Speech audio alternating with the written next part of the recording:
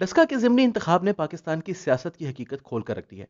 अब चाहे इसे एक पार्टी का नारा ही कहा जाए, लेकिन ये वोट की बेइज्जती का भरपूर मुजाहिरा था। नतीजा क्या आता है इससे कतई नजर यकायक 23 पोलिंग स्टेशन के अमलों का गायब हो जाना इस बात का वाज़ेह सबूत है कि दाल में कुछ काला था। आखिर क्या वजह है कि इस मुल्क में होने वाले 4 इंतखाबात में से एक ही में यह सब कुछ हुआ?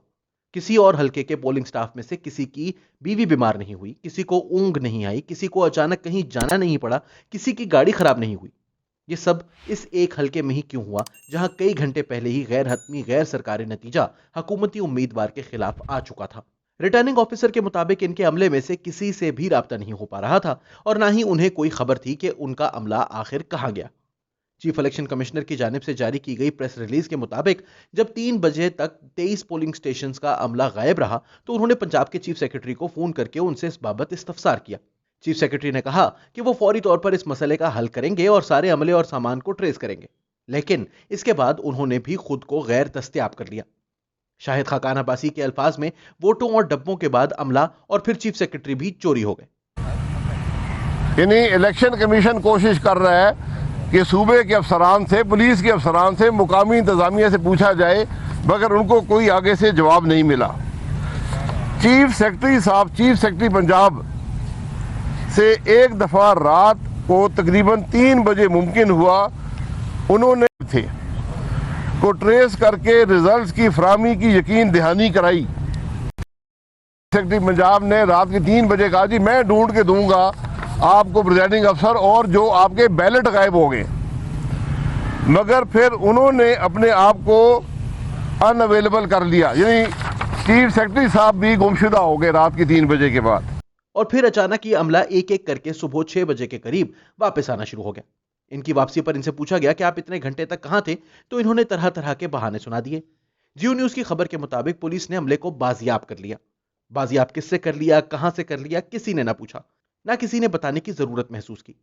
याद रहे कि पोलिंग का अमला पोलिंग स्टेशन से रिटर्निंग अफसर के दफ्तर पुलिस की तहवील में ही आता है, तो फिर यह अमला पुलिस ने ही कैसे बाजियाब कर लिया? ये पुलिस की तहवील में गुम कैसे हो गए? ये सब वो सवालात हैं जिनके जवाब मिलना ताहाल बाकी है। जब यह अमला वापस पहुंचा तो कुछ ही देर बाद सोशल मीडिया पर पाकिस्तान तहरीक इंसाफ ने फतह का जश्न मनाना शुरू कर दिया। वजीर आजम इमरान खान और वजीर आला उस्मान बुज़दार की सियासत और गवर्नेंस की दाद दी जाने लगी।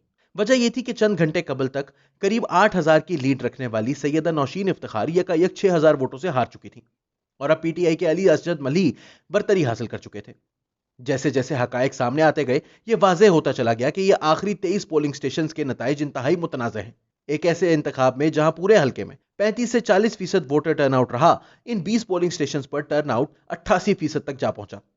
मुस्लिम लीग नवाज के सीनियर रहनुमा और पाकिस्तान के साबिक वजीर आजम शाहिद खाकान अब्बासी के मुताबिक सिविलियन कपड़ों में मलबूस कुछ अफराद सिविलियन गाड़ियों में पोलिंग अमले को लेकर पोलिंग स्टेशन से निकले। जैसा कि ऊपर बयान किया जा चुका है, इन सब लोगों को पुलिस की तहवील में रिटर्निंग ऑफिसर्स के दफ्तर पहुंचना था। शाहिद खाकान अब्बासी का कहना है कि इनको मौसूल इतलात के मुताबिक इन लोगों को गायब करने वाली मखलूक जमीनी नहीं थी, गुमशुदा हो गए।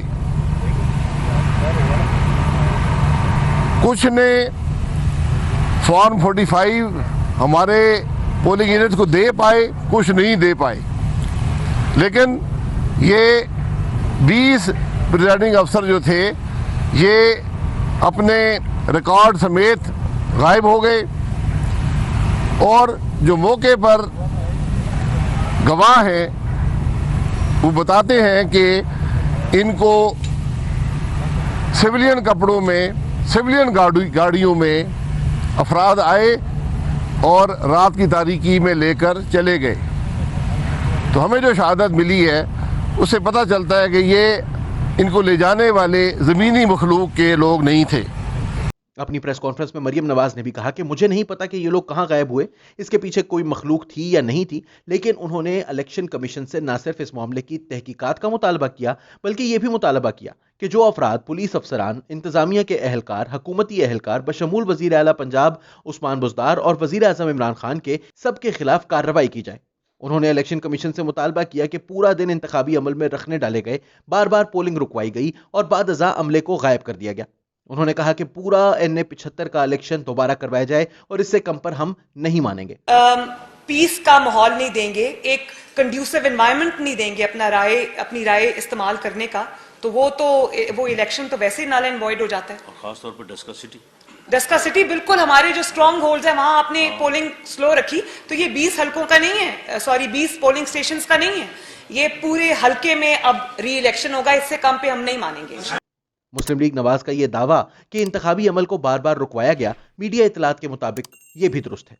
शाहजेब खानजादा के प्रोग्राम में लाइव शो पर जियो न्यूज के रिपोर्टर ने पीटीआई रहनुमा उस्मान डार के अपने मुतालबे पर इस बात की तस्दीक की कि डार साहब ने एक पोलिंग स्टेशन पर अंदर बैठकर 3 घंटे तक पोलिंग का अमल रुकवाए रखा।